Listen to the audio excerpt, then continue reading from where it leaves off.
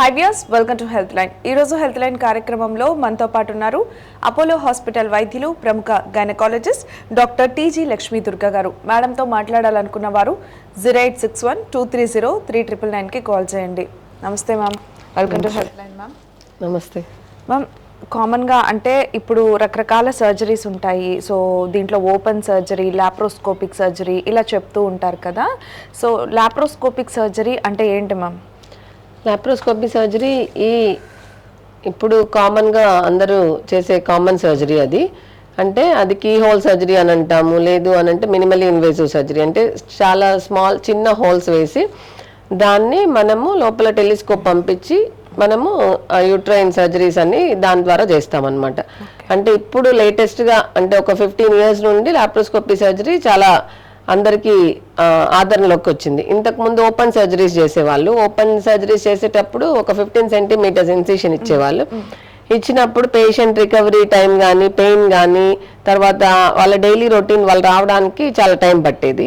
ఇప్పుడు అది convert laparoscopy అయిన తర్వాత మామూలుగా 24 hours to 48 hours హాస్పిటల్లో పెట్టుకుంటాము. అంటే కామన్గా గైనిక్కి సంబంధించిన సర్జరీస్ అంటే యూట్రైన్ ఫైబ్రాయిడ్స్ కానీ, ఓవేరియన్ సిస్ట్లు కానీ, అట్లా అంటే ఏదైనా సమస్యలతో లేడీస్ వచ్చినప్పుడు వాళ్ళకి మనము కామన్గా చేసే సర్జరీస్ లాప్రోస్కోపీ. అంటే కీ హోల్ సర్జరీ లాగా, అంటే పెద్ద పెద్ద ఇన్సిషన్స్ ఇవ్వకుండా చిన్న చిన్న ఇన్సిషన్స్ ద్వారా సేమ్ సర్జరీని, అంటే ఓపెన్ సర్జరీలో ఎలా చేస్తామో సేమ్ లాప్రోస్కోపీ ద్వారా ఆ సర్జరీస్ చేసి వాళ్ళకి నొప్పి లేకుండా, బ్లడ్ లాస్ కూడా తక్కువ ఉంటుంది, తొందరగా రికవరీ అయ్యి వాళ్ళ డైలీ రొటీన్ వాళ్ళు చేసుకోవడానికి యూస్ఫుల్ ఉంటుంది. ఓకే, ఎవరికి సజెస్ట్ చేస్తారు మ్యామ్ బేసిక్గా ఈ లాప్రోస్కోపిక్ సర్జరీ అనేది? లాప్రోస్కోపీ సర్జరీ మళ్ళీ 2 types ఉంటుంది. అంటే డయాగ్నోస్టిక్, అంటే ఏమి డిసీజ్ అని తెలుసుకోవడానికి డయాగ్నోసిస్ కోసం కొన్ని లాప్రోస్కోపీ సర్జరీస్ చేస్తాము. ఇంకా కొన్ని థెరపeutic, అంటే వాళ్ళ ట్రీట్మెంట్ కోసం కొన్ని చేస్తాం. అంటే డయాగ్నోస్టిక్ లాప్రోస్కోపీ సర్జరీస్ ఎవరికి చేస్తాము అని అంటే అన్ఎక్స్ప్లెయిన్డ్ ఇన్ఫర్టిలిటీ అంటాం. అంటే ఎందుకు వాళ్ళకి పిల్లలు పుట్టట్లేదు అని తెలియదు అనమాట. అన్ని టెస్ట్లు మనం చేసినప్పుడు వైఫ్ హస్బెండ్కి ఇద్దరికి అన్ని రిపోర్ట్స్ నార్మలే ఉంటాయి, కానీ వాళ్ళకి ఎందుకు ప్రెగ్నెన్సీ రావట్లేదు అనేది ఒక క్వశ్చన్ ఉంటుంది అనమాట అందరికి. అట్లాంటప్పుడు డయాగ్నోస్టిక్ పర్పస్ పైన మనము లాప్రోస్కోపీ చేస్తాం. అంటే యూట్రస్ ని డైరెక్ట్ గా మనము వెళ్ళి లోపలికి వెళ్ళి కెమెరా ద్వారా చూస్తాం అనమాట. చూసినప్పుడు యూట్రస్ నార్మల్ సైజ్ లో ఉందా, ఏమైనా అబ్నార్మల్ గా ఉందా ఒకటి, తర్వాత ట్యూబ్స్ నార్మల్ ఉందా లేదా, అంటే ట్యూబ్స్ కి యూట్రస్ కి అతుకులు ఉన్నాయా, లేకపోతే ఓవరీస్ ఎట్లా ఉన్నాయి, అంటే నార్మల్ గా ఉండాల్సిన పొజిషన్ లో యూట్రస్, ఓవరీస్, ట్యూబ్స్ ఈ 3 ఉన్నాయా లేదా అనేది మనం చూసి, ఒకవేళ ఏదైనా చిన్న చిన్న ప్రొసీజర్స్ చెయ్యాలి అని అంటే ఆ డయాగ్నోస్టిక్స్ లోనే మనం దాన్ని కరెక్ట్ చేసేస్తాం అనమాట. ఏదైనా అతుకులు ఉన్నప్పుడు కానీ, లేకపోతే ఓవరీస్ లో ఏదైనా సిస్ట్లు ఉన్నప్పుడు కానీ, స్మాల్ సిస్ట్లు, లేదు ట్యూబ్స్ లో ఏదైనా బ్లాక్స్ ఉన్నప్పుడు కానీ వెంటనే అప్పుడే దాన్ని క్లియర్ చేయడానికి అవకాశం ఉంటుంది. అది దట్ ఈస్ డయాగ్నోసిస్. థెరపeutic అంటే ఇప్పుడు 40 years అబోవ్ ఉండే వాళ్ళు ఒక్కొక్కసారి ఫైబ్రాయిడ్స్ ఉన్నాయని స్కాన్ లో చెప్తారు, ఒక్కొక్కసారి సిస్ట్లు ఉన్నాయని చెప్తారు. ఇంకా వాళ్ళకి మల్టిపుల్ ప్రాబ్లమ్స్ ఉంటాయి. పెల్విక్ పెయిన్ కామన్ ఉంటుంది అనమాట. పీరియడ్స్ అప్పుడు ఎందుకు మాకు పెయిన్ వస్తుంది, ఎండోమెట్రియోసిస్ కూడా కామన్ ఇప్పుడు నవ్ డేస్.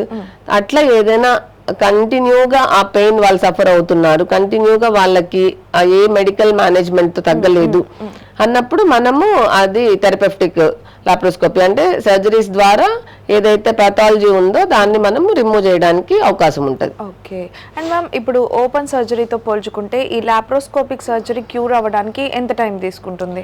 అదే open surgery almost 15 centimeters open చేయాలి, 8 layers ఓపెన్ చేయాలి. ఈ ప్రాసెస్ అంతా జరగడానికి ఓపెన్ సర్జరీ మళ్ళీ వాళ్ళ నార్మల్ లైఫ్ స్టైల్కి రావడానికి మినిమం 1.5 months to 2 months పడుతుంది. లాప్రోస్కోపీ ఈ రోజు కొన్ని డే కేర్ సర్జరీస్ ఉంటాయి లాప్రోస్కోపీలో కూడా. అంటే మార్నింగ్ వచ్చి సర్జరీ చేయించుకొని సేమ్ డే వాళ్ళు డిశ్చార్జ్ అయ్యే ఛాన్సెస్ కూడా ఉంటుంది. అది ఎవరికి చేస్తాము అని అంటే పిల్లలు లేకుండా, అంటే ట్యూబెక్టమీ అంటాం కదా, పిల్లలు వద్దు మాకు, ఇంకా ప్రెగ్నెన్సీ అయిపోయింది ఇంకా మాకు పిల్లలు వద్దు అని వాళ్ళకి ల్యాప్ ట్యూబెక్టమీ చేస్తాం అనమాట. వాళ్ళు మార్నింగ్ వచ్చి సర్జరీ చేయించుకొని ఆఫ్టర్నూన్ ఈవినింగ్ కల్లా వాళ్ళు లేచి నడిచి వాళ్ళ ఇంటికి వాళ్ళు వెళ్ళిపోవచ్చు. అట్లనే చిన్న పిల్లలకి ఒక్కొక్కసారి ఓవేరియన్ సిస్ట్లు ఉంటాయి, చిన్న చిన్న సిస్ట్లు, అంటే more than 8 centimeters మెడిసిన్ తో క్యూర్ అవ్వలేదు, పర్సిస్టెంట్ గా వాళ్ళకి ఒక 1 year 2 years ఉండి ఆ ఓవేరియన్ సిస్ట్ అట్లే ఉన్నాయి అన్నప్పుడు వాళ్ళకి కూడా డే కేర్ సర్జరీని. ఈవెన్ సిటీస్ లో కూడా ఇప్పుడు హిస్టెక్టమీస్ అన్ని, మయోమెక్టమీస్ అన్ని కూడా డే కేర్ సర్జరీస్ కింది. అంటే within 24 to 48 hours patient నడవచ్చు, నార్మల్ స్టేజ్ కి వాళ్ళు రావచ్చు, వాళ్ళ పని వాళ్ళు చేసుకోవడానికి ఈజీగా ఉంటుంది. ఓకే మ్యామ్, కాలర్ ఉన్నారు, తీసుకుందాం. Hello hello good morning ma'am. Yeah good morning అండి. మీ పేరు? నా పేరు సాత్విక. ఓకే సాత్విక గారు, మేడం ఉన్నారు, మీ సమస్య ఏంటో తెలియజేయండి. మ్యామ్, పీరియడ్స్లో తీసుకోవాల్సిన హైజీనిక్ ఏంటి అండ్ ఒక హిస్టోస్కోపిక్ సర్జరీకి ఎంత కాస్ట్ పడుతుంది మ్యామ్? అంటే ఇప్పుడు పీరియడ్స్లో తీసుకోవాల్సిన హైజీన్ ఏమి అని అంటే, పీరియడ్స్లో నార్మల్గా అంటే ఇప్పుడు రొటీన్గా ఏమి అని అంటే ప్లాస్టిక్ ప్యాడ్స్ వాడకూడదు అనేది ఇప్పుడు no plastic for pelvic organs, private organs అనేసి చెప్తా ఉన్నారు. అందరూ దానికి ఒక అవేర్నెస్ ప్రోగ్రామ్ తీసుకొని వస్తున్నారు అనమాట. చాలా మందికి తెలియదు పీరియడ్స్ అప్పుడు నార్మల్గా ఎట్లా హైజీన్ పెట్టుకోవాలి, ఏం ప్యాడ్స్ యూజ్ చేయాలి. ఇప్పుడు వజనల్ కప్స్ వచ్చినాయి, తర్వాత టాంపోన్స్ వచ్చినాయి, తర్వాత పీరియడ్ ప్యాంటీస్ వచ్చాయి. ఇప్పుడు మళ్ళీ కాటన్ వే వాడాలి, ఎక్కువ పేపర్ వే వాడాలి, ప్లాస్టిక్ వాడకూడదు పెల్విక్ ఆర్గాన్స్కి, దానివల్ల వాళ్ళకి ఇన్ఫెక్షన్ వచ్చే ఛాన్స్ ఎక్కువ ఉంటుంది. అట్లా చాలా చెప్తా ఉన్నారు అనమాట. అంటే మార్నింగ్ పెట్టుకున్న ప్యాడ్ ఈవినింగ్ దాకా పెట్టుకోకుండా ఎవ్రీ 6 అవర్స్కి 8 అవర్స్కి చేంజ్ చేసుకుంటా లోకల్ హైజీన్ అంటే చాలా ఇంపార్టెంట్. ఇప్పుడు జెన్ వాష్, వి వాష్ అని కొన్ని వజనల్ వాష్లు వచ్చినాయి అనమాట. అంటే ప్రతిసారి ఇన్ఫెక్షన్ వచ్చినప్పుడల్లా యాంటీబయాటిక్ వాడకుండా వజనల్ ఫ్లోరాని కూడా మనం మెయింటైన్ చేసుకుంటా దానికి ఏవైతే ప్రికాషన్స్ తీసుకోవాలో అవన్నీ తీసుకుంటా, ఇంకా ఏదైనా ఎక్కువ ప్రాబ్లం ఉన్నప్పుడు మీకు దగ్గరలో ఉండే గైనకాలజిస్ట్ని సంప్రదించాలి. అట్లా హిస్టోస్కోపీ అనేది ఎవరికి చేస్తాము అని అంటే, ఎవరికైతే ప్రెగ్నెన్సీ రాలేదు, ఏదైనా ప్రెగ్నెన్సీ అయిన వాళ్ళకి 45 years వాళ్ళకి ఎండోమెట్రియల్ పాలిప్స్ అట్లా ఏమైనా ఉన్నప్పుడు, బ్లీడింగ్ అవుతుంది, స్కాన్ చేసినప్పుడు లోపల ఏదైనా గడ్డ ఉంది ఎండోమెట్రియంలో అన్నప్పుడు మనము దాన్ని రిమూవ్ చేయడానికి హిస్టోస్కోపీ ప్రొసీజర్ చేస్తాము. అట్లా దానికి కూడా ఒక 30 నుండి 50,000 దాకా కాస్ట్ అవుతుంది హిస్టోస్కోపీ ప్రొసీజర్కి. Thank you ma'am. Right Sathvika గారు, థ్యాంక్ యూ అండి. Thank you ma'am. Okay ma'am, అలాగే ఫైబ్రాయిడ్స్కి సంబంధించి అంటే ప్రతి ఒక్కరికి కూడా ఈ లాప్రోస్కోపీ అనేది సజెస్ట్ చేస్తారా? అంటే ఏజ్ని బట్టి ఉంటుంది అనమాట. అంటే ఇంతకు ముందు అంటే లాప్రోస్కోపీ అవేర్నెస్ లేనప్పుడు అందరూ ఓపెన్ సర్జరీసే చేసేవాళ్ళు. ప్రతి సర్జరీకి అంటే లెర్నింగ్ కర్వ్ ఉంటుంది. ఏ సర్జన్ అయినా అంటే మేము పీజీ చేసేటప్పుడు మళ్ళీ మేము ప్రాక్టీస్ చేసేటప్పుడు కొంచెము ఒక 5 years 3 years ఒక లెర్నింగ్ కర్వ్ ఉంటుంది. ఆ లెర్నింగ్ కర్వ్లో మనం ఏం నేర్చుకోవచ్చు బేసిక్గా అనంటే, పేషెంట్కి ఏది బెనిఫిట్ ఫస్ట్, పేషెంట్కి తొందరగా రికవర్ అయ్యేదానికి ఛాన్స్ ఏముంది, పేషెంట్ సైడ్ నుండి చూసుకుంటే ఇన్ఫెక్షన్, పెయిన్, బ్లడ్ లాస్, తొందరగా పేషెంట్ రికవరీ అయ్యేదానికి ఛాన్సెస్ ఏమున్నాయి అనేది చూసుకోవాలి. అంటే ఈ సర్జరీ ల్యాబ్ చెయ్యొచ్చు ఫైబ్రాయిడ్స్కి అని అనుకుంటే if they are expertise in that, అంటే వాళ్ళు ఎక్స్పర్టైజ్ అయ్యి ఉండి వాళ్ళ ఆ సర్జరీ ఈవెన్ పెద్ద ఫైబ్రాయిడ్స్ 10 centimeters ఫైబ్రాయిడ్స్ ఉన్నా కూడా మేము ఇది ల్యాబ్ చేయగలము అని ఆ సర్జన్కి అనిపించినప్పుడు ఈజీగా లాప్రోస్కోపీ ద్వారా చేయొచ్చు.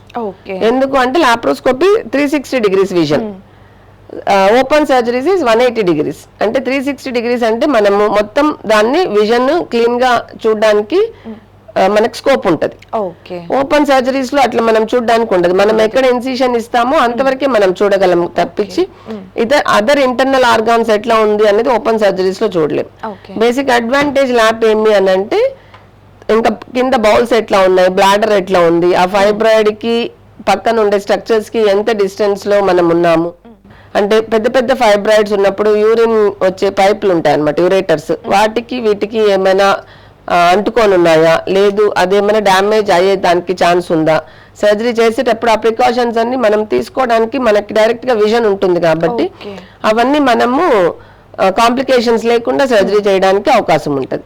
అంటే పిల్లలకి ఇప్పుడు చిన్న పిల్లలకి కూడా మా దగ్గరకు వచ్చినప్పుడు 20 years పిల్లలకి కూడా ఫైబ్రాయిడ్స్ ఉన్నాయి అని వస్తారనమాట. అంటే 5-6 centimeters ఫైబ్రాయిడ్స్ ఉంటాయి, 10 centimeters ఫైబ్రాయిడ్స్ ఉంటాయి, ఒక్కొక్కరికి ఒక్కొక్క వేరియబుల్ సైజ్ ఉంటుంది. వాళ్ళకి యుట్రస్ ప్రిజర్వ్ చేయాలి. అంటే వాళ్ళకి ఇంకా చిన్నపిల్లలు కాబట్టి యుట్రైన్ ప్రిజర్వింగ్ సర్జరీనే చేయాలి. అంటే ఓన్లీ ఫైబ్రాయిడ్ ఒకటే తీయాలి. అది ఫైబ్రాయిడా కాదా అనేది ఫస్ట్ మనం అల్ట్రాసౌండ్ బేసిస్ ఒక డయాగ్నోసిస్ చేస్తాం. ఇంకా మనకి కన్ఫర్మేషన్ కావాలి అంటే ఎంఆర్ఐ పెల్విస్ చేస్తాం. వన్స్ అది కన్ఫర్మ్ అయింది అది ఫైబ్రాయిడ్ అని తెలుసుకున్న తర్వాతనే అప్పుడు మనం మయోమెక్టమీకి ప్లాన్ చేస్తాం. అంటే ఓన్లీ గడ్డ వరకే తీస్తాం అనమాట. యుట్రస్ పెట్టేసి ఆ గడ్డ వరకే తీయడానికి ఛాన్సెస్ ఉంటాయి. అవి చేయడానికి అదే టెక్నాలజీ టీమ్. అంటే ఈ 3 మేజర్ లాప్రోస్కోపీ సర్జరీస్ కి ఎవరైతే సక్సెస్ అవుతారు అంటే ఈ 3 బాగుండాలి. అంటే that surgeon should know the technique, అంటే ఎలా వాళ్ళు చేయాలి సర్జరీ, ఎంత టెక్నిక్ ఎట్లా అంటే టెక్నాలజీ లేటెస్ట్ ఎక్విప్మెంట్ ఏది ఉంటుందో దాన్ని మనం యూజ్ చేయాలి. ప్లస్ అంటే రొటీన్ గా వాళ్ళకి ఎవరైతే టీం ఉంటారో అదే టీమ్ తో చేస్తే కాంప్లికేషన్స్ ఛాన్సెస్ తగ్గించడానికి అవకాశం ఉంటుంది. రైట్ మ్యామ్, కాలర్ ఉన్నారు. పద్మ గారు ఆత్మకూరు నుంచి. నమస్తే పద్మ గారు. హలో పద్మ గారు. మార్నింగ్ అండి. యా, గుడ్ మార్నింగ్ అండి. సో మేడం ఉన్నారు, మీ సమస్య ఏంటో తెలియజేయండి. మేడం నమస్తే మేడం. చెప్పండి మా. మేడం నాకు మ్యారేజ్ అయ్యి ఇప్పుడు 8 years వస్తుందండి. ఓకే. ఫస్ట్ యానివర్సరీకి నాకు 6 months కి ఒక బాబు కడుపులోనే అబార్షన్ అయిపోయింది. ఓకే. తర్వాత మళ్ళీ ఇంకొక సంవత్సరానికి నాకు బాబు పుట్టాడండి. ఓకే. సి సెక్షన్ చేసి బాబుని తీశారు. ఓకే. తర్వాత బాబు ఒక సంవత్సరం వచ్చేటప్పటికి వెంటనే నాకు ఒక 2-3 అబార్షన్లు అయ్యాయి. ఓకే. తర్వాత ఇంక మళ్ళా నిలబడలేదు. అది ఏంటనేది మాకు తెలియదు. ఒకసారి 2-3 సార్లు చెకప్లు కూడా చేయించుకున్నాము. ఓకే. ఏం లేదు, నార్మల్ గానే ఉంది, హార్మోన్ ఇంబ్యాలెన్స్ అని చెప్పారు మాకు. ఓకే. లాస్ట్ ఇయర్ కూడా ఒకసారి చెక్ చేయించుకుంటే ఫైబ్రాయిడ్ ఉంది అన్నారు మేడం. ఓకే. ఆ ఫైబ్రాయిడ్ 4 centimeters ఉంది అని చెప్పారు. ఓకే.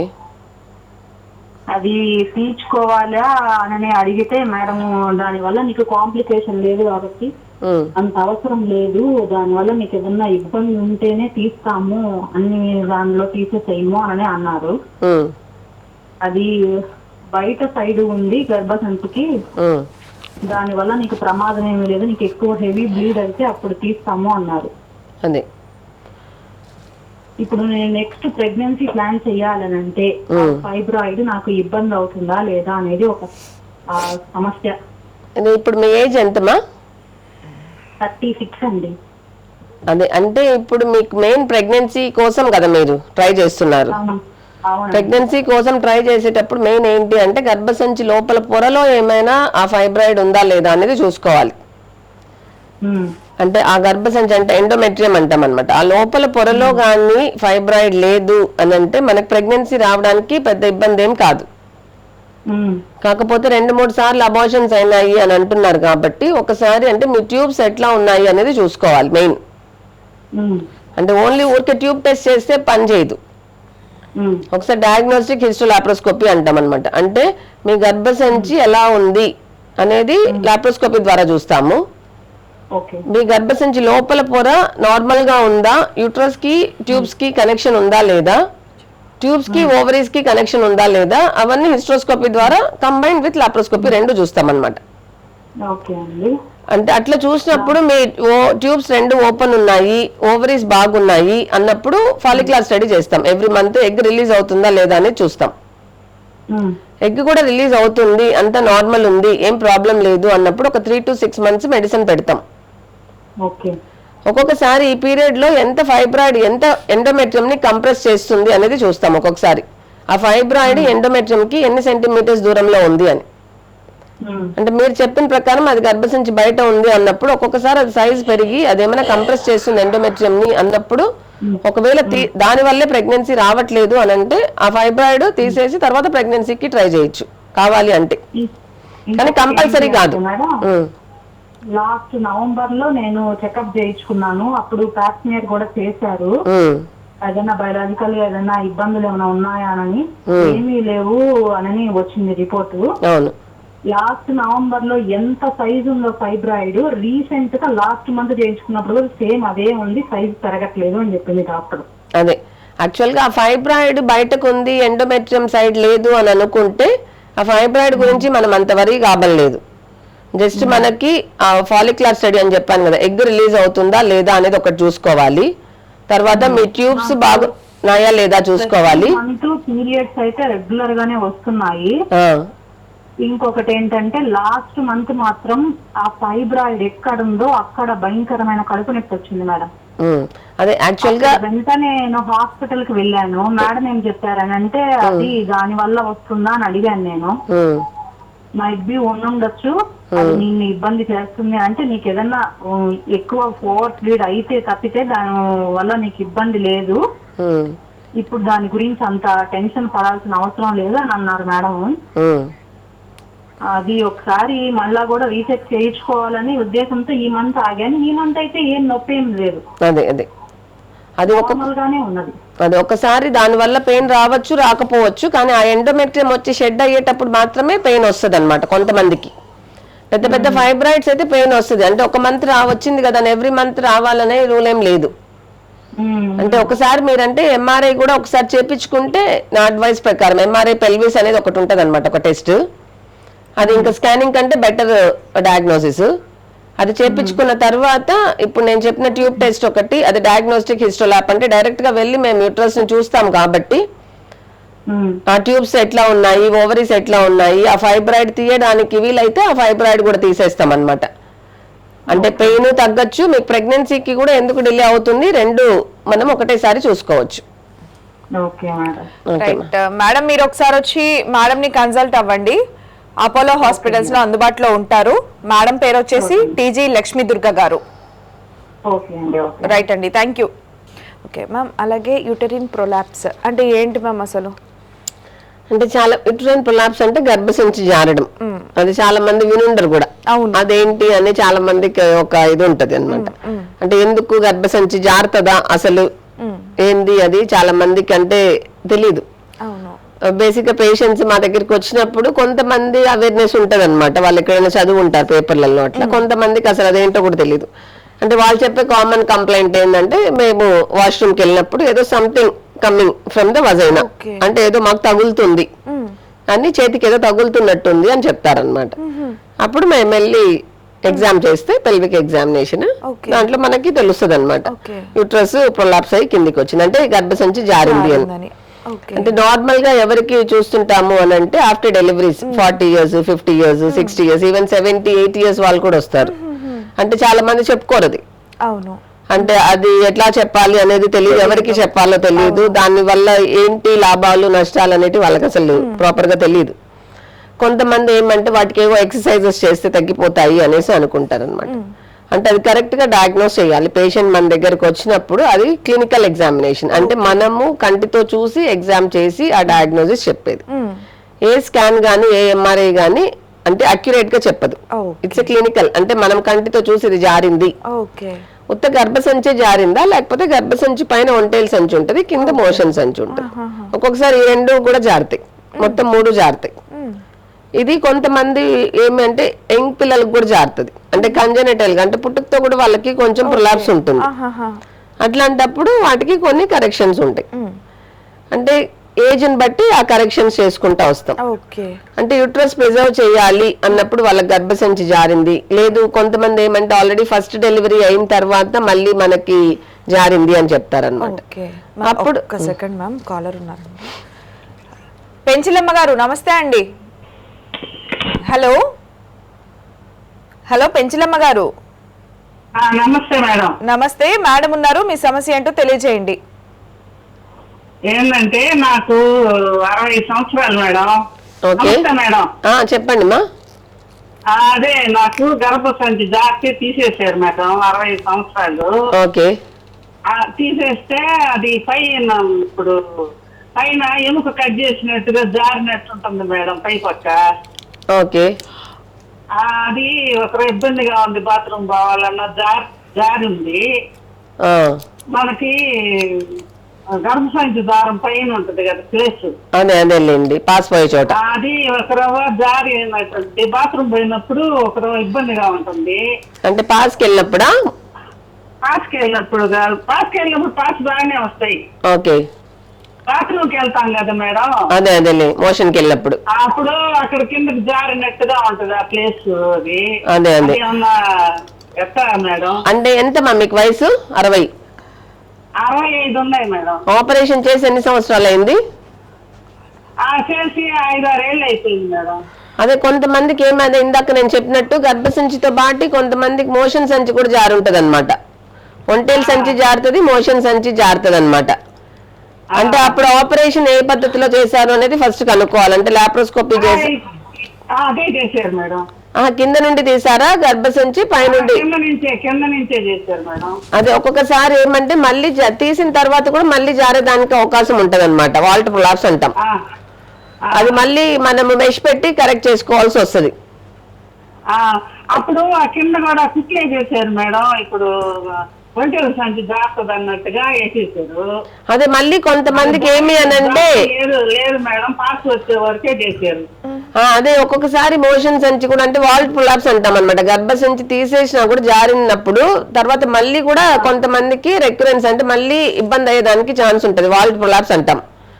ఆ వాల్ట్ పులాప్స్ ఉన్నప్పుడు దానికి మళ్ళీ సర్జరీ చేసి అంటే ఫస్ట్ చూసుకొని ఎంత జారింది, అవసరం ఉందా లేదా, ఆపరేషన్ మెష్ పెట్టాలా లేదా, ఎంతవరకు జారింది అనేది చూసి ఎగ్జామ్ చేసి దాన్ని బట్టి చెప్తామన్నమాట. అది అట్లే వదిలేస్తే మళ్ళీ ఒక్కొక్కసారి ఇబ్బంది అవుతుంది. అది మీరు ఒకసారి దగ్గరికి పోయి చూపించాను మేడం, అదే అంతేనమ్మా ఇబ్బంది ఏమి ఉండదులే అని అన్నారు. అంటే మీకు ఇబ్బంది అదే ఒకసారి చూడాలి, చూస్తే గానీ చెప్పలేమన్నమాట. అవి ఒకసారి మీరు వచ్చి కనిపించండి నాకు, నేను దాన్ని బట్టి చూసి ఏదైనా కరెక్షన్ చేయాలా లేదా అనేది చెప్తాను. మేడం కట్ చేసినట్టుగా గుర్తుకుంటుందేమో మేడం, ప్లేస్ జారింది. అదేమా మీరు ఒకసారి వస్తే నేను చూస్తే గానీ నేను అది ఏమి ఇబ్బంది ఉంది మీకు అనేది మనకి అర్థం అవ్వదు. మేడం మీరు ఒకసారి మేడం అందుబాటులో ఉంటారు అపోలో హాస్పిటల్స్ లో, ఒకసారి వచ్చి మీరు ఏమన్నా రిపోర్ట్లు ముందు చూపించుకున్న రిపోర్ట్లు ఉన్నా కూడా తీసుకొచ్చి మేడం ని కన్సల్ట్ అవ్వండి. ఓకేనా? Thank you madam. మ్యామ్ ఇప్పుడు ఈ ప్రొలాప్స్ అనే దానికి మనం ఓపెన్ సర్జరీ కాకుండా ఈ లాప్రోస్కోపీ ద్వారా చేసుకోవచ్చు అంటారా? మామూలుగా ప్రొలాప్స్ సర్జరీస్ అన్ని ఇంతకు ముందు ప్రీవియస్ గా ఒక 10-15 ఇయర్స్ బ్యాక్ అంతా వజనల్ హిస్టెక్టమీ అంటే త్రూ వజనానే కరెక్ట్ చేసేవాళ్ళు. ఓకే. కరెక్ట్ చేసిన తర్వాత ఏమవుతుందంటే మళ్ళీ అది ప్రొలాప్స్ అయ్యేదానికి ఛాన్స్ ఉంటుంది. అంటే కింద నుండి చేయడం వల్ల మళ్ళీ దానికి కరెక్షన్ చేసినా కూడా 100% అది కరెక్ట్ అవ్వదు. ఓకే. ఇప్పుడు లేటెస్ట్ గా ఒక 10-15 ఇయర్స్ నుండి దాన్ని కూడా లాప్రోస్కోపీ ద్వారా చేసి దానికి మెష్ పెట్టి పైకి ఏదైతే ప్రొలాప్స్ అయి ఉంటుందో దాన్ని సాక్రమ్ కి ఫిక్స్ చేస్తాం అనమాట, బోన్ కి. ఇంకా అది అట్లే ఉంటది అనమాట, పర్మనెంట్ గా సూచర్స్ వేసేసి దాని సెపరేట్ ఇన్స్ట్రుమెంట్స్ ఉంటాయి, దాంతో ఆ ట్యాకర్ తో దాన్ని ఫిక్స్ చేసేస్తాం మెష్ ని. ఏదైతే జారిందో అది పైకి అట్లే హోల్డ్ చేసి పెడతాం అనమాట.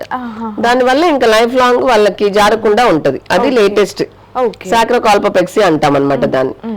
అది యూట్రస్ తీసేసి వాల్ట్ ని పైకి ఫిక్స్ చేస్తాం.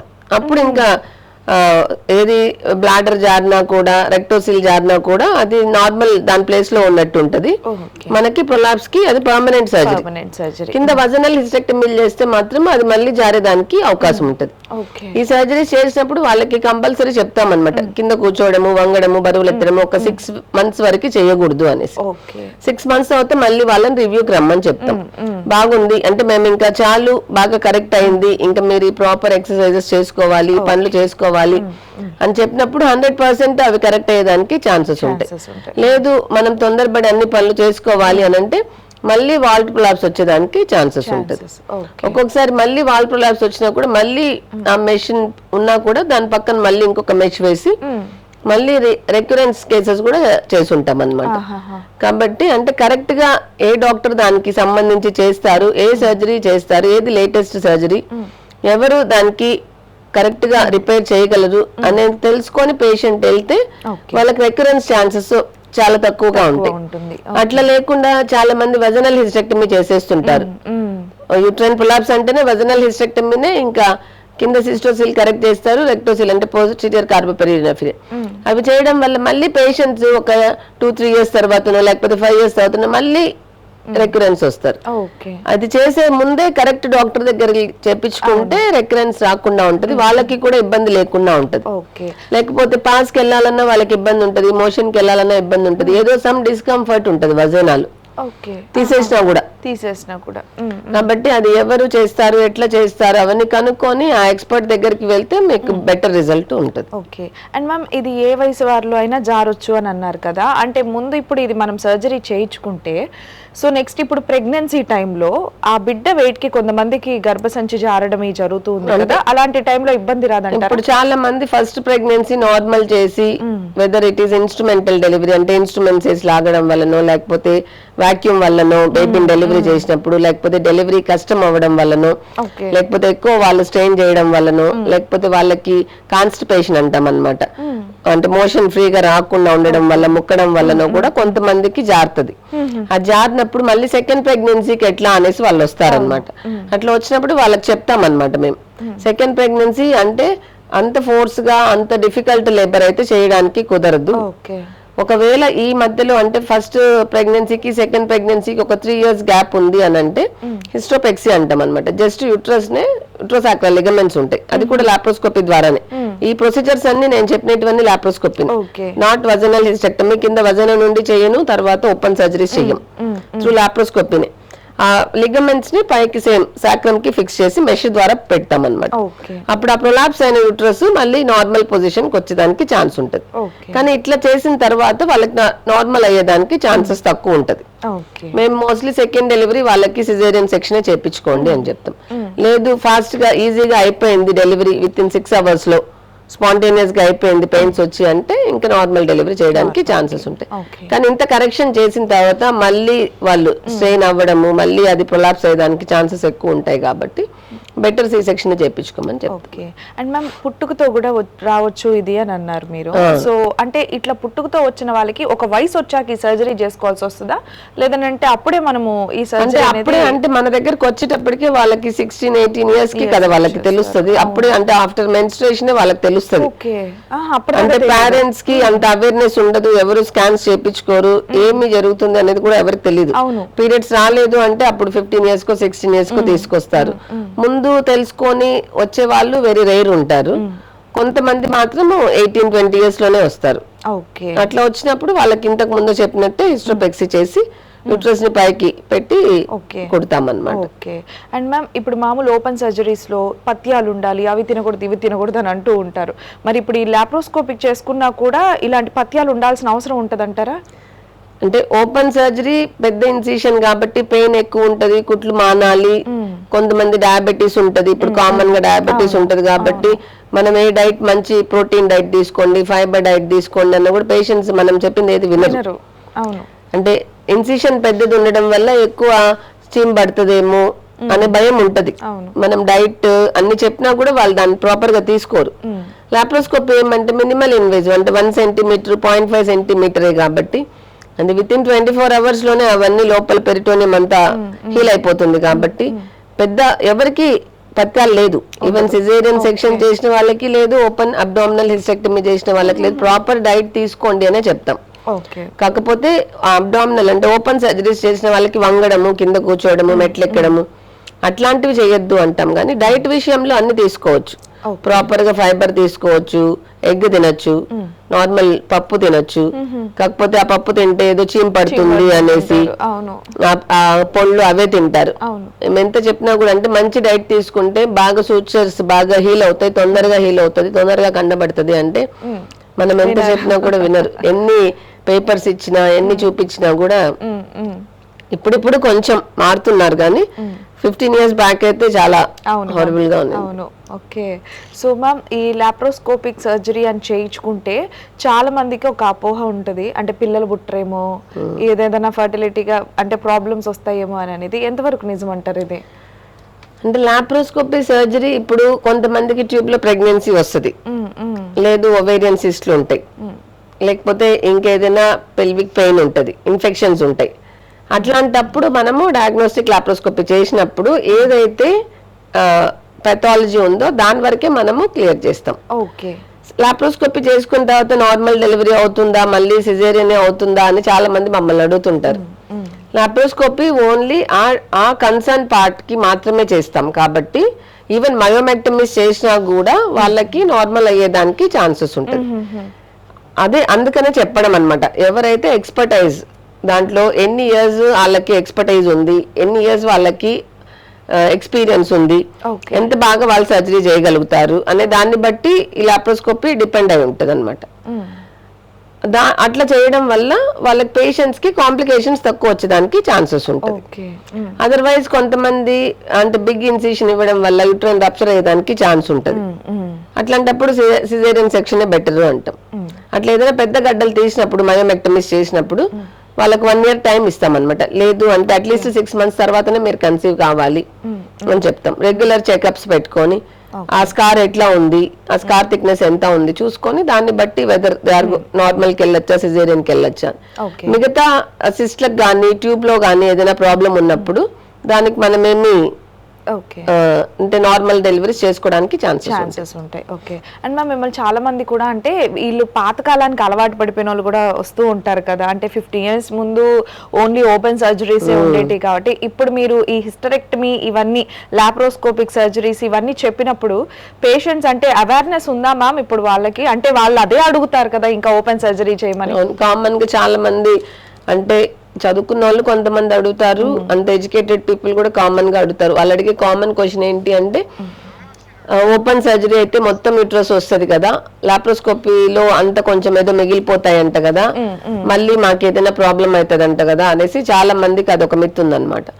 యాక్చువల్ గా ఓపెన్ సర్జరీలో లాప్రోస్కోపీలో ప్రొసీజర్ సేమ్. ఇది ఓపెన్ చేసి యూట్రస్ పైనుండి తీస్తాము, అది హోల్ ద్వారా యూట్రస్ ని వజనాన్ని సపరేట్ చేసి కింద నుండి డెలివరీ చేసేస్తాం. అంతే తప్పించి ప్రొసీజర్ ఎక్కడ మార్పు ఉండదు. సేమ్ ఓపెన్ లో ఎట్లా చేస్తామో ల్యాప్ లో కూడా అట్లే చేస్తాం. కాకపోతే పేషెంట్స్ కి ఇంకా అవేర్నెస్ రావట్లేదు. ఇంకా ఇప్పుడు నెక్స్ట్ జనరేషన్ అంటే రోబోటిక్స్ వచ్చేస్తుంది నెక్స్ట్. ఇంకా ఏమంటే పేషెంట్స్ ఈ అంటే టైప్ 2 cities లో అంతా ఓపెన్ సర్జరీ చేస్తే బాగుంటది, ల్యాప్ అయితే ప్రాబ్లం అవుతుంది అనే దాంట్లోనే ఉన్నారు. కాబట్టి అట్లా ఏం లేదు, సేమ్ సర్జరీ ఆ డాక్టర్ ని బట్టి డిపెండ్ అయి ఉంటుంది. ఓకే. కాలర్ ఉన్నారు మ్యామ్. నారాయణ రెడ్డిపేట నుంచి కామాక్షి గారు, నమస్తే అండి. హలో కామాక్షి గారు. మేడం నమస్తే మేడం. మేడం ఉన్నారు, మీ సమస్య ఏంటో తెలియజేయండి. సరే సరే మేడం, నమస్కారం మేడం. చెప్పండి మా. అదే నాకు 2 పిల్లలు పుట్టి చనిపోయారు. ఓకే. అది నాకు 42వ సంవత్సరం, నాకు 4 ఏళ్ళు అయింది. ఒక అబ్బాయి చనిపోయాడు, చిన్నప్పుడు ఒక అబ్బాయి చనిపోయాడు. ఓకే. 2021లో చనిపోయాడు ఒక అబ్బాయి. ఓకే. నేనేమంటే మామూలు ఫస్ట్ ఆపరేషన్ చేసుకున్నాను, మళ్ళీ రీఆపరేషన్ చేయించుకున్నాను. ఓకే. ఏఆర్సీ హాస్పిటల్లోనో మళ్ళీ టెస్ట్ బేబీ కూడా చేయించుకున్నాను. ఫెయిల్ అయిపోయింది మేడం. ఓకే. ఫెయిల్ అయిపోయిన తర్వాత ట్యూబ్ లో వచ్చింది ప్రెగ్నెన్సీ. ఓకే. అప్పుడేమో ఆపరేషన్ చేయాలన్నారు. ఆపరేషన్ నాకు వద్దంటే మందులతోనే అది తీసేశారు. ఓకే. ఇప్పుడు ఏమైనా అవుద్దా మేడం? అంటే ఇప్పుడు మీకు 45 వయసు? 42. డేట్లు కరెక్ట్ గా వస్తున్నాయమ్మా ఇప్పుడు మీకు? డేట్లు కరెక్ట్ గానే వస్తున్నాయి మేడం. అంటే ఇప్పుడు లాస్ట్ ట్యూబ్ లో వచ్చిన ప్రెగ్నెన్సీ వచ్చి ఎన్ని రోజులైంది? ట్యూబ్ లో ప్రెగ్నెన్సీ అంటే 2022లో వచ్చింది మేడం. అంటే ఇప్పటికి 4 సంవత్సరాలు అయిపోయింది. 4 సంవత్సరాలు అయిపోయింది. ఆ ప్రెగ్నెన్సీ తీసేశారు. మళ్ళీ IVF కి వెళ్ళాలన్నారు తప్ప నార్మల్ గా అవదని చెప్పేశారు. అదే ఇంతకు ముందు నేను చెప్పినట్టుగానే అదే మళ్ళీ ఒకసారి అంటే నీ ట్యూబ్స్ ఎట్లా ఉన్నాయనేది చూసుకోవాలి. ఎందుకంటే నీకు రీఆపరేషన్ చేశారు కదా, ట్యూబ్స్ అతికిచ్చారు కదా. అతికిచ్చారు, మళ్ళీ ఏంటంటే మూసుకోపోయాయని చెప్పేశారు మేడం. అది ఒకసారి అది చూసుకోవాలన్నమాట. ఫస్ట్ మళ్ళీ ఓపెన్ ఉందా లేదా, ట్యూబ్స్ పనిచేస్తున్నాయా లేదా అనేది ఫస్ట్ చూస్తాం. చూసిన తర్వాత అది బానే ఉంది పర్వాలేదు అని అంటే ఇంకా నార్మల్ కి ట్రై చేస్తాం అన్నమాట.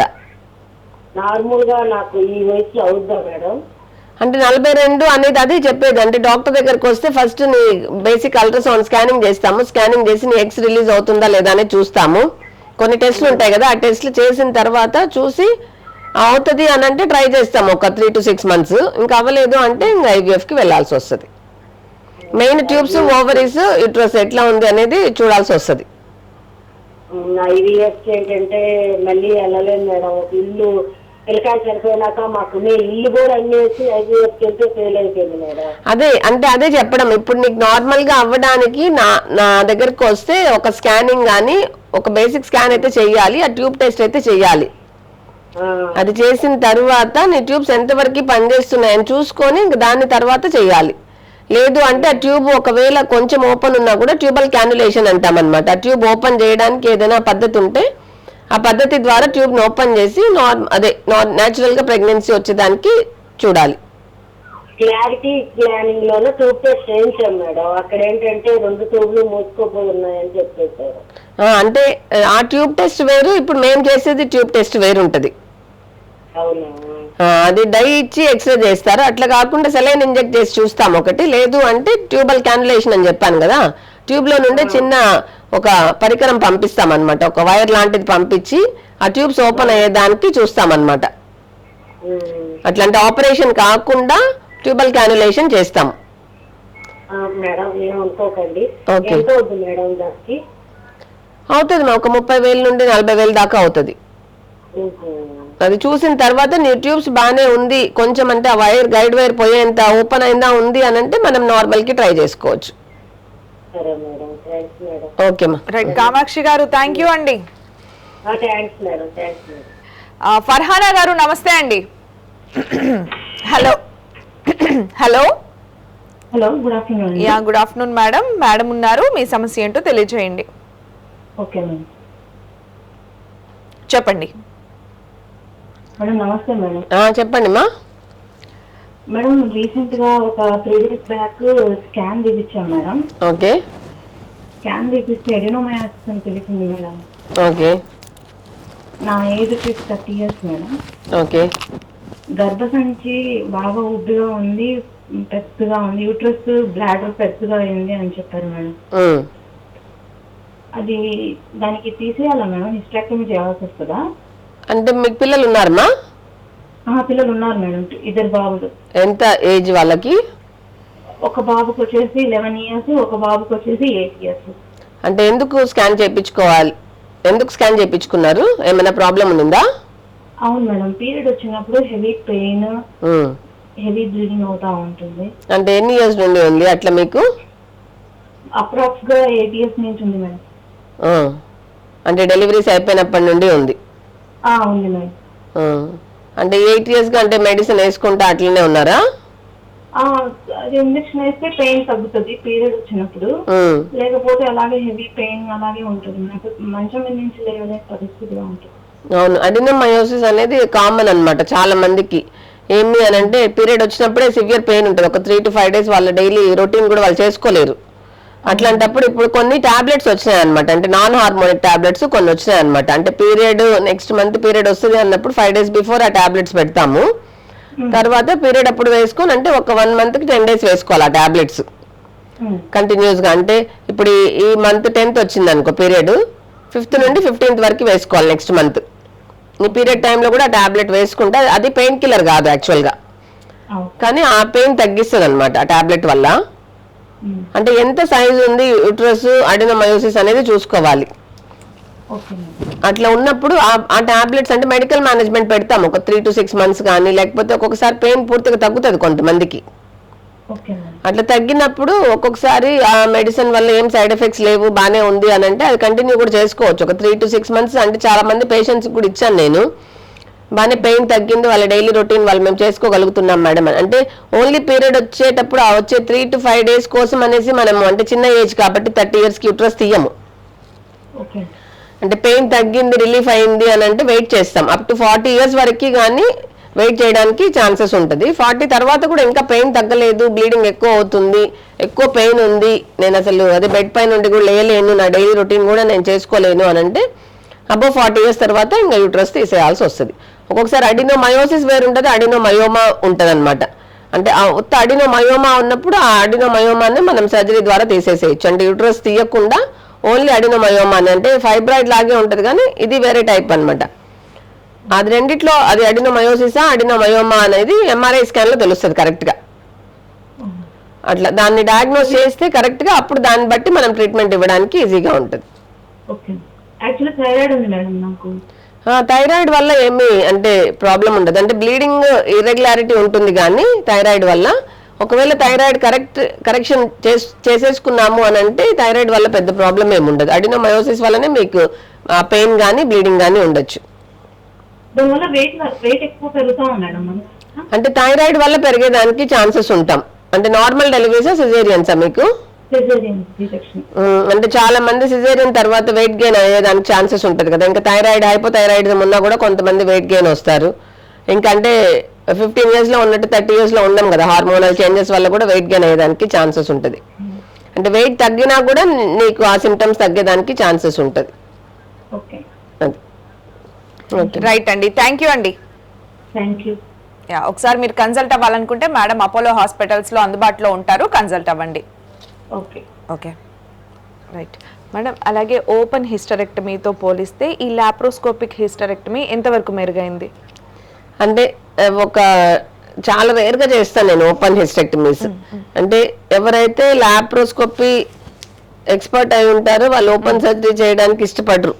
అంటే ఎందుకు పేషెంట్ కి అన్నెసరీ స్కార్ ఒకటి, పెయిన్ ఉంటది, హీలింగ్ ఒకటి, రికవరీ టైం పడుతుంది, బ్లడ్ లాస్ ఎక్కువ ఉంటది, మళ్ళీ వాళ్ళు బ్లడ్ ఎక్కించుకోవడానికి ఛాన్స్ ఉంటది. అంటే ఒక ఓపెన్ హిస్టెక్టమీ చేస్తే minimum 500 to 750 ml blood loss ఉంటది.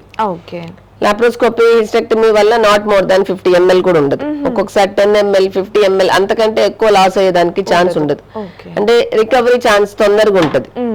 కాబట్టి అంటే ఓపెన్ హిస్టెక్టమీ ఎవరికి చేస్తాము అంటే ఎవరైతే లాప్రోస్కోపీ హిస్టెక్టమీకి ఫిట్నెస్ ఇవ్వరో, అంటే ఎక్కువ వెయిట్ ఉండే వాళ్ళకి కూడా ఇప్పుడు 130-150 kgs ఉండే వాళ్ళకి కూడా లాప్రోస్కోపీనే చేస్తాను నేను. ఫిట్నెస్ ఇచ్చారు, అనెస్థీజియా ఫిట్నెస్ తీసుకున్నాము, వాళ్ళకి జనరల్ అనెస్థీజియా ఓకే అన్నప్పుడు లాప్రోస్కోపీనే చేస్తాం. కొంతమంది పేషెంట్స్ కి జనరల్ అనెస్థీజియా కాంట్రా ఇండికేటెడ్ ఉంటుంది. ఆ పేషెంట్ కి కొన్ని హార్ట్ ప్రాబ్లమ్స్ ఉన్నప్పుడు, లేకపోతే ఇంకా వేరే ఏదైనా ప్రాబ్లమ్స్ ఉన్నప్పుడు వాళ్ళకి జనరల్ పెద్ద మత్తు ఇవ్వడానికి కుదరదు అన్నప్పుడు, చిన్న మత్తు స్పైనల్ అనెస్థీజియా ఇవ్వాలి అన్నప్పుడు ఓపెన్ సర్జరీస్ ప్రిఫర్ చేస్తాం. ఇంకా కొంతమందికి అంటే కొన్నిసార్లు వెరీ రేర్ గా అంటే 0.1% ఏదైనా ల్యాబ్ లో అడేషన్స్ ఎక్కువ ఉండి ఇంకా కుదరనప్పుడు ఓపెన్ సర్జరీస్ కి కన్వర్ట్ చేస్తారు. అంతే తప్పించి రొటీన్ గా ఎక్స్పర్ట్స్ అందరూ ల్యాబ్ చేస్తారు. ఈవెన్ అడేషన్స్ అయినా కూడా లాప్రోస్కోపీ ద్వారానే రిమూవ్ చేసేస్తాం. కాలర్ ఉన్నారు. పుట్టమ్మ గారు నమస్తే. హలో పుట్టమ్మ గారు నమస్తే. మేడం ఉన్నారు, మీ సమస్య ఏంటో తెలియజేయండి. చెప్పండి మా.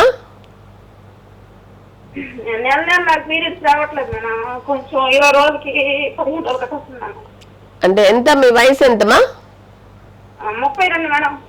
పిల్లలు ఉన్నారా? 2 మేడం. అంటే ఎన్ని సంవత్సరాలుగా పీరియడ్స్ రావట్లేదు?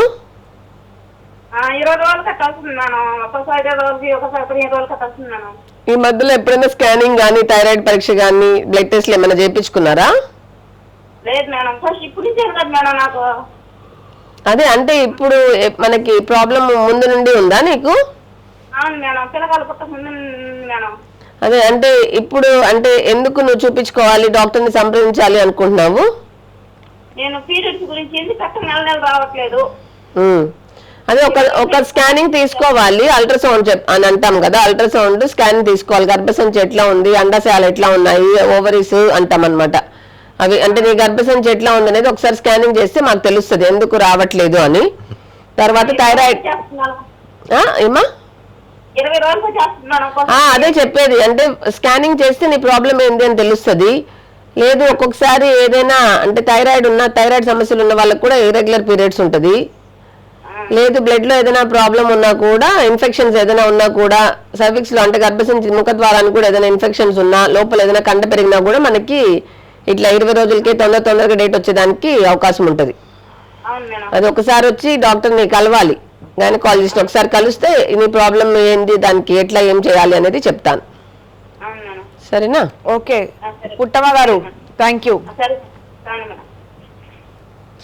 మ్యామ్. అలాగే ఇప్పుడు చాలా మంది ఏ చిన్న ఫంక్షన్స్ వచ్చినా, పెళ్ళిళ్ళు వచ్చినా పీరియడ్ ఆపడానికి టాబ్లెట్ వేసుకుంటున్నారు కదా, దీనివల్ల కొంతమంది చనిపోవడం కూడా జరుగుతుంది, చూస్తూ ఉన్నాము. సో ఇది అంటే ఒక డాక్టర్ని కన్సల్ట్ అవ్వకుండా ఇలా తీసుకోవడం ఎంతవరకు కరెక్ట్ అంటారు? యాక్చువల్గా పోస్ట్ పోన్మెంట్ టాబ్లెట్స్ అసలు మేమైతే అసలు యూజ్ చెయ్యం. అంటే ఏదైనా పెళ్లి అంటే తప్పించి, అంటే వాళ్ళ ఓన్ మ్యారేజ్ అయితే తప్పించి ఇంకా మిగతా ఎవరికి నేను టాబ్లెట్స్ ఇవ్వను. ఓకే, అంటే దాని సైడ్ ఎఫెక్ట్స్, ప్రతి డ్రగ్ దాని సైడ్ ఎఫెక్ట్స్ ఉంటాయి, ఎవరికి ఎట్లా రియాక్ట్ అవుతుంది అనేది చెప్పలేము.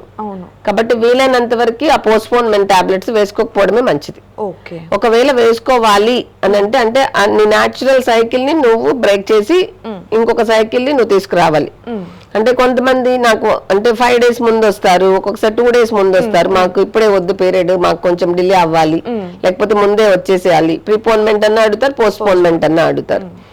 కానీ అది అంతా సైకిల్ ని డిస్టర్బ్ చేసినట్టు అవుతుంది. కాబట్టి అంటే హార్మోన్స్ ఎప్పుడైనా ఎక్కడైనా ఎఫెక్ట్ అయ్యేదానికి ఛాన్స్ ఉంటుంది. అంటే కంబైన్డ్ ఓసీ పిల్స్ అయితే ఈస్ట్రోజన్ అయితే ఇంకా ఎక్కువ ఛాన్సెస్ ఉంటుంది థ్రాంబస్ ఫామ్ అవ్వడానికి, అంటే బ్లడ్ క్లాట్ అయ్యేదానికి ఛాన్స్ ఉంటుంది, బ్రెయిన్ లో అయినా బ్లడ్ క్లాట్ కావచ్చు. అంటే ఓసీ పిల్స్ మామూలుగా వేసుకోవాలి అంటే డాక్టర్ కంపల్సరీ ప్రిస్క్రైబ్ చేసి ఇస్తాము. పోస్ట్పోన్మెంట్ టాబ్లెట్స్ కూడా మా దగ్గరకు వచ్చినప్పుడు వాళ్ళకి ఇచ్చినప్పుడు వాళ్ళకి చెప్తామన్నమాట, ఏదైనా హెడేక్ కానీ ఏదైనా కాంప్లికేషన్స్ ఉంది అని అంటే వెంటనే టాబ్లెట్ స్టాప్ చేయాలి, ఇమీడియట్ గా డాక్టర్ని వచ్చి కలవాలి. వీలైనంత వరకు డాక్టర్ ని సంప్రదించకుండా పోస్ట్ పోన్మెంట్ టాబ్లెట్స్ వేసుకోకూడదు. కొన్ని సేఫ్ డ్రగ్స్ ఉన్నాయి, ఏవైతే పేషెంట్ కి సూట్ అవుతుందో అవి మాత్రమే డాక్టర్ ని సంప్రదించిన తర్వాతనే పోస్ట్ పోన్మెంట్ టాబ్లెట్స్ వేసుకోవాలి.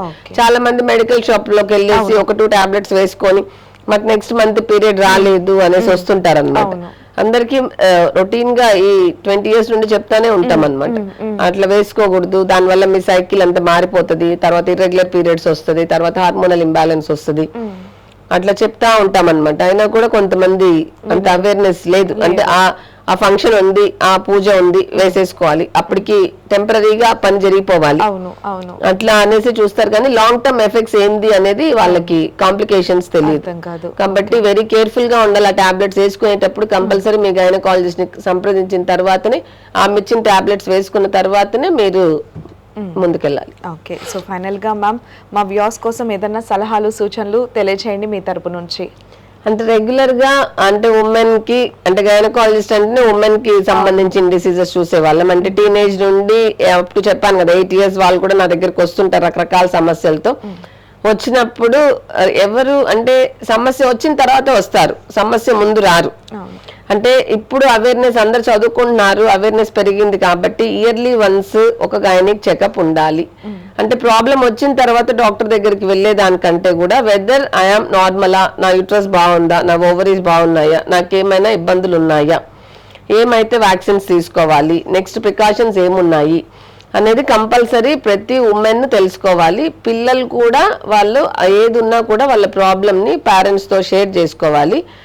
షేర్ చేసుకున్నప్పుడే ఆ ప్రాబ్లము మనము తక్కువ ఉన్నప్పుడే దాన్ని నివారించవచ్చు. అది ఎక్కువైన తర్వాత నివారించడం అనేది కొంచెం, అంటే prevention is better than cure అన్నట్టు ప్రతి దానికి ప్రివెన్షన్ ఉంటుంది. కాబట్టి కంపల్సరీ ఒక గైనకాలజిస్ట్ ని ఇయర్లీ వన్స్ ప్రతి ఉమెన్ కలవాలి.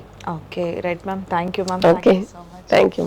సో మేడంని కన్సల్ట్ అవ్వాలనుకున్న వాళ్ళు అపోలో హాస్పిటల్స్, మేడం నేమ్ వచ్చేసి డాక్టర్ టి.జి. లక్ష్మీ దుర్గ గారు. సో ఇది వాళ్ళ హెల్త్ లైన్. మరో ప్రత్యేక కార్యక్రమంతో కలుద్దాం. అంతవరకు సెలవు, నమస్కారం. నమస్తే.